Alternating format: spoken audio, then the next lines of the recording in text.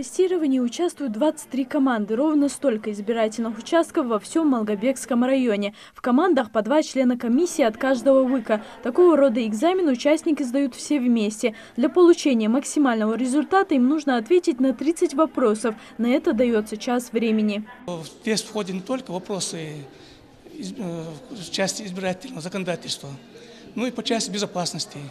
Как вести членам комиссии той или иной ситуации, допустим, при обнаружении подозрительного предмета, какие действия, что они должны предпринять. То есть обширного характера.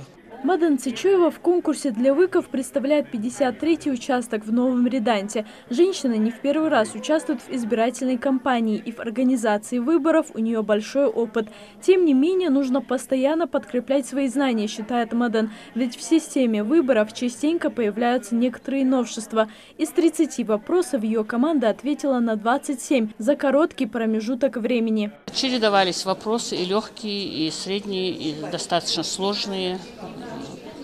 Но при желании сдать, конечно, можно. Вопросы непосредственно по завершению. Вот что первым делается. Значит, первым подсчитывается количество избирательных бюллетеней, которые остались. Они погашаются. Как погашается? Значит, отрезанием левого нижнего угла и так далее. Примерно вот такого плана вопрос. Тест утвержден ЦИКом России. На его официальном сайте любой желающий может проверить свои знания избирательного права. Каждому участнику необходимо получить проходной балл, правильно ответив на 24 вопроса из 30.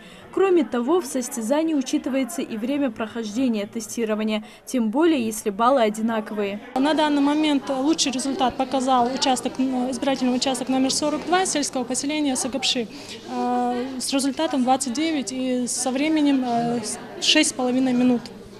То есть за 6,5 минут они ответили на 30 вопросов.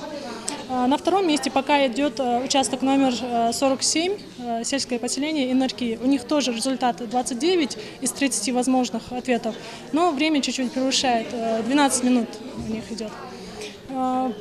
Ну, в принципе, все подготовились нормально, можно сказать, на должном уровне. Ниже проходного уровня, проходного балла почти у всех нету. Практически все прошли проходной балл, в общем, можно сказать.